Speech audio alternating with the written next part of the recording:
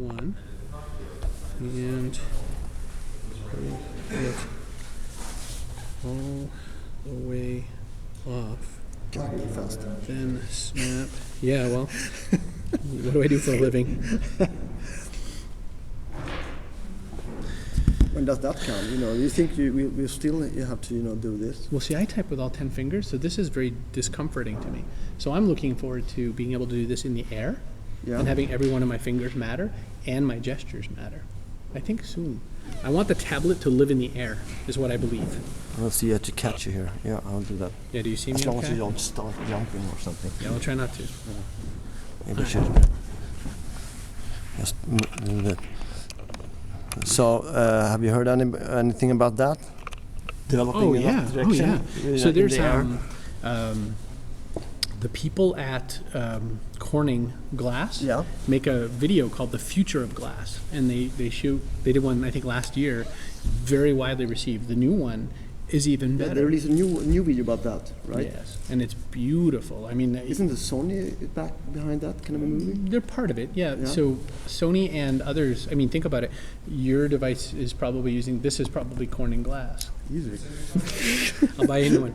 And the smartphones are Corning Glass, and so every one of us who has Gorilla Glass is using their product. So they're it's quite an interesting future coming. What do you think about the major values with an iPad if you compare with Mac Air, for example? I think a lot of people have their iPads, and I ask them, why don't you just bring your Mac Air instead? Right. Because they are, Because you are a producer of content, you think that way, as do I. Yeah. Because they are mostly consumers of content, they don't think that way because their issue is just consuming. You and I are thinking, I can't do this, and that's why we choose not to take our tablet with us. And so there is still going to be quite a marketplace for the Air for a while. But they're using their tablets to make notes and to produce and chat and tweets and and some of them get tired of that and they brought their keypads, and then you have your. I agree. Yeah. Except then they're thinking, I have bought a $600 version of a $1,300 platform, is what they think. But I think that they've bought a far less powerful computing platform for that far less money. Yes. Okay, so this is Chris Brogan. I am Chris Brogan. And you are an author, you are a blogger, you are a key speaker, and you are a businessman. I am all of those things. Yeah. And now you're also quite famous for your new book, and you became really, really famous with your trust agents, but that was a kind of bestseller, right? It was a New York Times, Wall Street Journal, and Amazon bestseller. What do you mean with New York Times bestseller? What does it mean? For the Swedish guy, explain. It's a great question. So the New York Times is one of the newspapers of record that judge how many books sold within a week inside the country. Okay, so it's a week. It's a weekly rating, and so to become a bestseller, they normally only publish the top 10 or top of the list, and then the list goes down another 20 or more after that. So I was not a #1 New York Times bestseller, but when you do this, it means that at any given time, my book sold enough that someone cared and felt that it was worth more than that. And so when you become a New York Times best-selling author, keynotes get more popular because they think, well, he must know something because he sold a lot. It doesn't mean I'm a best thinking author. No. It doesn't mean I'm the best writing author. No. I'm just the best selling author. Wow. So why do you write books anyway? Oh, what a great question. I write books to earn money? I write books as advertisement for my business. Books are, according to David Maister, who wrote the book The Trusted Advisor with Charlie Green, books are the best $25 business card you can't buy. Yeah. So you have great ideas. I know when I follow what you write on Google+, when I follow sometimes I try to read your blog and use Google Translate, but Swedish doesn't go so well sometimes. Now it's in English, actually. I have to convert it, but it's even worse. I didn't know. Is so bad. But okay, your English is much better than my Swedish. Thank you for that. But when I go, I know you have many great ideas. You deserve that keynote space as much as I do. I feel this. So what separates us? I have a book that someone has found at an airport, and some CEO says, and they take it on the plane and they read it and they say, what a smart man. All of that from that one transaction yields me money. The book itself, no money. You make $1 a book or $2 a book. It's a piece of marketing for you, right? Exactly. It's a card. Yeah. Now, not all authors feel that way. Some authors write books because they have a story they must tell. But I don't need a book to tell a story. You and I are bloggers. We write all the time on the web. I use a book to capture the people who choose not to get their information from the web. Okay. So please tell me a short description about the book. The new one. Yeah, the new one. The new one. Sure. Google Plus for Business. Yes.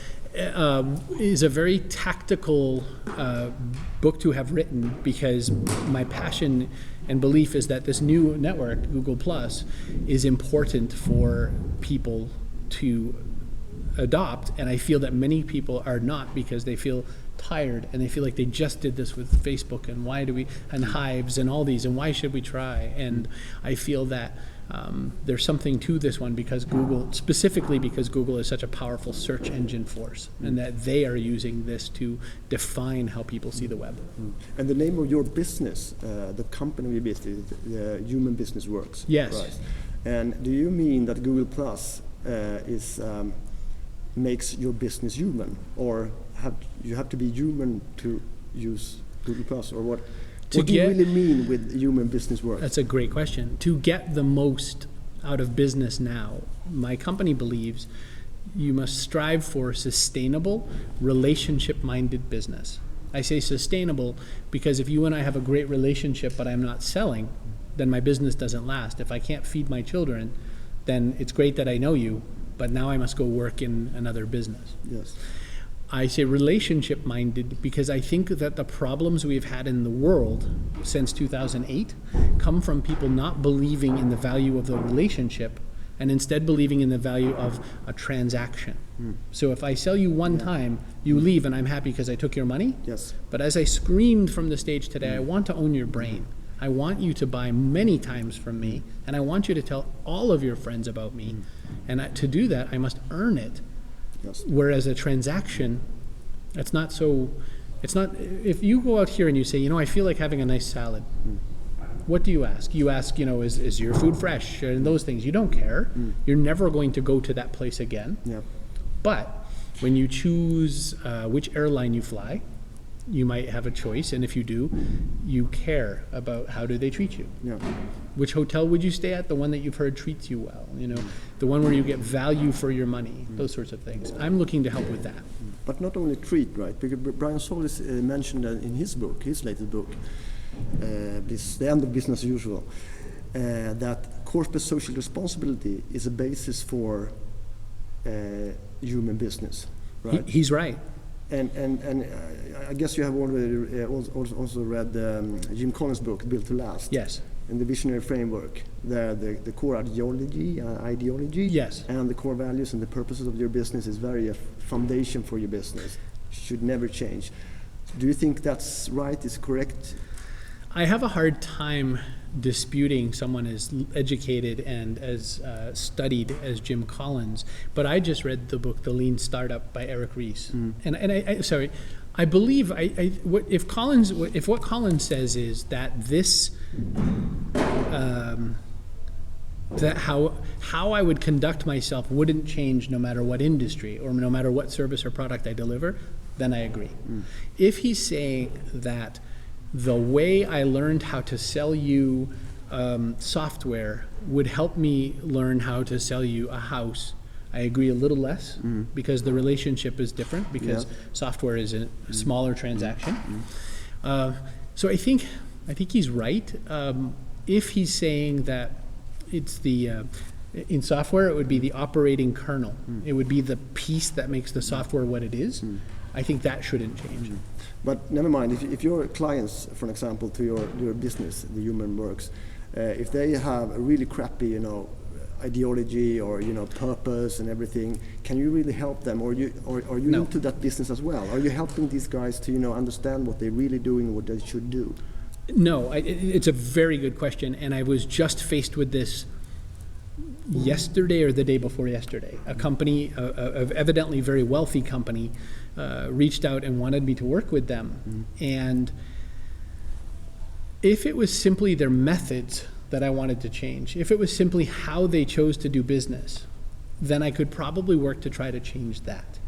But their choice of position on beliefs in the world is very different than mine. And so I feel that I really can't work with them, because what I would be doing is I'd be empowering them to better position a belief that I don't think the world should have. So I couldn't really, with my conscience, I could teach them technically, but I would not choose to do so because it would not fit the core values that I operate under. Okay. However, if you're talking about, it has nothing to do with the platforms, the system, the channels. It has to do, with the people. Yes. Make your customer heroes, relations, conversation, and so on. But your description of your business is how can you use media and technology to improve customer acquisition. Yes. Right. So you're still there, right, into the platform business some way. And that's why I guess you did write this book, Google Plus for Business, as well. Well, so I said, how do you use media and technology? But I didn't say which media, which technology, because in your book you say Google Plus. Well, the book is about Google Plus, so yes. Yeah, but you're a great Google Plus fan. I am. I am. And because that choice of technology empowers an opportunity. So we choose Apple over a PC product because perhaps we don't like viruses and we don't like the way PC products don't act so smoothly.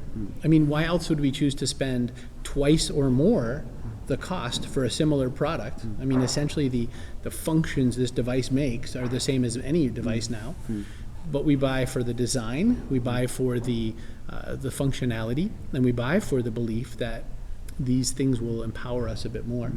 So in teaching Google Plus, what I believe is that this is the new paintbrush, or a new paintbrush, that will help you empower human business. So what do you think of all these PR practitioners, marketers, and so on? They're still stuck in media list. They're still stuck in media databases. They're still stuck in spamming newsletters and so on. What's your idea about that? What do you think about that? It's just a huge gap between you and these guys, right? Yes, and I will come as many times as I can and tell them as many times as I'm paid to do so. I feel that the answer is in numbers. I might lie, they might lie, but the numbers don't. If the open rate is going down on their newsletter, if the spam rate is going up on their newsletter, then they're not successful in their effort. And how long will the chief executive officer or the chief sales officer, how long will they accept that? If I come to the company and I say, show me your marketing efficiencies, show me where you are making your win in marketing, they will always embarrassingly point to some number that is declining and say, but this is because of the conditions in the world. But how long do you think they will survive, these companies, with all these people? Have you seen already now people, the companies just going down for benefit of like Zappos, like going up with this? I wish with all my heart that there were very easy. This is an example of that, because it would make my job so much easier. But I think that I'm drinking Diet Coke. Yeah, we agree that this is Coke. not good for you. It's not healthy. It's there's a chemical in here that turns to the same chemical that we put in dead people to keep them fresh. Yeah. There's chemicals in here that cause brain cancer. Yeah, I heard that. So if I die, did I die because I'm fat? Did I die because some reaction happened in my body? Did I die because of this? I think the problem with marketing conversations and how they impact the business is I think it's very difficult to blame the marketing, or it's very easy to blame marketing, and in both cases, the wrong metrics are read. So I feel that many companies survive in spite of their marketing, and I think many companies die because of bad marketing, but don't realize that's why they died. What do you think about the idea to put the product CPO as an officer for the marketing department as well, like a CMPO? I think it's a difficult. Do you know that the idea behind that? I believe. Maybe that's tech companies right. mostly, but you see the point. Yeah, I do. I don't agree with it, and the reason I don't agree with it is because I believe it's never about the product. If it were about the product, we would still be buying MacBooks and not iPhones and not iPads and not Apple TVs and everything. I think it is about what that product enables in us. It is about the person. Yeah, it is about the person, but it's still about the product. You know, you have the core product, which Yes. is the hardware, and and then you have the environment around that product. Sure. Have you read the book Love Marks by Kevin Roberts? Say the name again? Love Marks. Oh, no. You should read that book because Sure. it's you can understand what it's all about. You have the trademarks and you have the love marks. Yes. That's the passion for it. And people put your love marks on your products. That's correct. So I mean, Harley Davidson motorcycle goes beyond people liking the bike for the technology. But that's the thing. I don't think it's a product officer at that point. I think it's a culture officer who owns a product. Meaning, if it were strictly the product, then the MacBook product would be very different than the iPhone product. Because if I were the person responsible for iPhone, I wouldn't own the culture that was behind Mac. Yeah. I mean, you would say we should have these efficiencies, of course. Who does that? Google. My Google Android phone doesn't do what my Google Chrome browser does on the Google platform. I thought the culture or the culture is a part of the product. If you look at my company, we could my argue news that. desk. Yeah, I think we can argue about that. My news desk, for example, we have like 30,000 clients in Europe. That's very impressive. We don't know what they're actually buying, but my thoughts is that they're buying like 25 the product. Reston is to be ahead of the time, to be I don't know word for it in English, but to be a part of the future. Yes. So they buy something else than the core product. You see what I mean? They're buying it. They're not even using it. Right. So if you are, may I just example this Kevin Roberts? That was really funny because he's a CEO for Global for Saatchi. He was written this book. And he's giving the readers a great example. He's a bold since many years, but he's still buying the Head and Go. What's the shampoo? Sure. Head and Shoulders and Go. Head and Shoulders. Head and Shoulders for dandruff. But he has no hair, but he's still buying that because he's loved the product. He's buying something else. You see what I mean? I do. If you believe that the experience is still part of the product team, then yes, we can agree. Because I think you're exactly right. People don't buy an Apple product because it's the best product at this point. We buy it because we consider ourselves the people who buy Apple products. I just keep saying that because this is here, but if we put the Canon device in front of me, I could say it about Canon. I think it about clothing sometimes, but that one, fashion comes in and out. Let's have a look at your still in picture. Yes. Okay. Yeah. Yeah. I think fashion comes in and out. Yes. So it's harder for us to make that agreement there. But I would say that even then, what we're hoping to do is, where I say make the buyer the hero, my point is that if Apple just stood around saying we're cool, that doesn't excite me. If Apple says you're cool, here's your Apple, then I feel better. Yeah. And I know that maybe they don't mean it the same way, but I'm going to accept that that's what they mean. Yeah.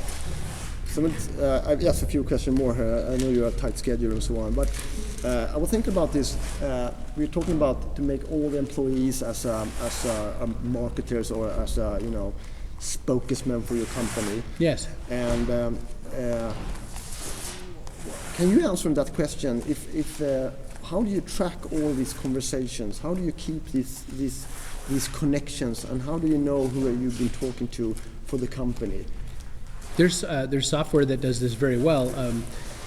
Salesforce is a client relations management software, for example, and they have now integrated the listening software, Radian 6, amongst other platforms. So those two tools do exactly what you've asked. Now, not really though, but I can explain later. Okay, but I will say this. Let me say it better, or perhaps better. They can, or technologically, have those two things in mind. They don't always integrate so well yet, and I believe this. I believe more people are collecting information than are analyzing or using the information executable. The funny thing, I was talking about to Marcus Nelson, right? Yes. The social media manager for Salesforce, and I said, why don't you convert your your CRM system into a network? Because network is much more, collaborative and more, up to date for Yes. our environment. And he said, sales guys don't want it. Right. Because when you feed the context from data.com, for example, this is not audience. Right. They are trying to run away from you guys because it's prospects or leads. That's maybe, correct. Right? So you can't have a network there. That's right. But that's some kind of shift there. You should, you understand what I mean? I do, and you're not wrong. But what I know of salespeople, salespeople don't even input their own cards into Salesforce for fear that their management team will take those contacts away from them so that they cannot make the sale. Okay. So they hide physical cards from the system, and so there's an inherent distrust of each other. Yeah. That they believe if you make your sales quota and I do not, and I lose my job, it's because I was stupid and I gave you my leads. Okay. So that's the problem Marcus competes with. So my idea was. But you're right. My idea was, if you can imagine, if of all the employees, it doesn't matter if you're on the marketing department or sales department or customer service, they are in contact with different kind of people, right? And they create relations, and some of they might be follow each other, right? So and these relations are between these persons. Yes. Right. So if you can imagine if you take the summary, the sum of all these relation and just feed it into a giant, social graph. Yes. How big? I haven't seen any companies yet, visualizing that kind of a graph. Correct. And they haven't, even how do you say, organize it. Correct. There's another challenge. You know what I mean? Because, I do. Because the customer service are using Twitter, for an example, or Google Plus, whatever, to just communicate with the stakeholders and customers and stuff. But the sales guys are using another tool, but they're not synchronized. That's right. There's another reason. Because if I'm a community manager, I have an access to a certain level of person in an organization. Yes. If I'm a salesperson, I have access to a different level.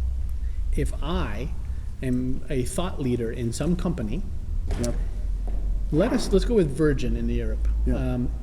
I spoke the other day to Sir Richard Branson. Now, if I gave my private contact data for Sir Richard Branson to my salesperson, could you imagine my salesperson calling him and saying, Richard, you should book Chris Brogan to speak? I would be embarrassed, everyone. It wouldn't work. It's the wrong move. Yeah. My salesperson must speak to the person who hires people for events in Virgin Group. Yeah. That is the fear of having an open network graph. Yes. And the other fear is that too many people will have access to too many distracting experiences, too many things that take you from your core mission. Yeah. And so I think that's where you are correct, is that if we all had this access, it would work better. Yeah. But what people don't do well is they don't use that access responsibly, and they don't focus on the portions of it that they need. Yeah. Okay. If we went to the book library, we said, oh, there's 200,000 books. You read one book, and maybe you need the book on how to build a digital journalism empire. But if I hand you every book, then you also learn how to make a wedding dress. You know? Okay. Yeah. So not everyone does a good job of parsing. Yeah. Okay. Last question. If you're talking about this interest graphs versus contra this social graphs, Yes. what would you say would be the main difference? The main difference? Oh, it's a great question. And you're thinking so much more advanced than most people. I think that an interest graph and a social graph together are useful. Because, think of this. If I am very passionate about the engineering details of American classic cars, but my job is to paint the walls in bathrooms all over, who cares? Yeah. I may or may not have a social network of people who don't matter to that, but I have a passion network that does. I think that the intersection of those two is an amazing thing. Yeah, because my social graph it's all about interests, right? Yes. It has nothing to do with friends and family. The family might be one of my interests in that case. Yes. Right. You see what I mean? Yes. And I think too, we use both differently. if you and I are very much into photography, then we talk to, if we need access to someone else, if you need to speak for someone at Canon, then I would find my resources to get me there. But you might say, my uncle works at Canon. Because he's my uncle, I now have this relationship, right? Yeah. So we leverage both in different ways, but we do leverage both. Will you explain one thing for me? If I have like 48 circles. Sure. And I also, I created circles for this event actually. So I created, because you're talking about, these short-term circles. Yes. So you can follow this out. But there were so few of them here actually. So, yes.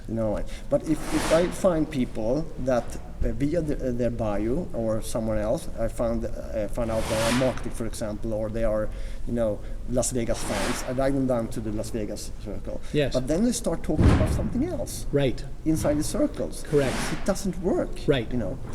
It currently doesn't benefit users of Google Plus to segregate their conversation because I have to have chosen to circle you to see the conversation. Yeah. So right now I don't circle as many people who have circled me. I can't because there's a limit of 5,000 and I have 85,000 people who have circled me. Yeah. So I already can't do that. Yeah. So then what do I do? If I talk about only marketing with my marketing circle, 120 people get that. And 81,000 people who maybe would like to be in that circle do not.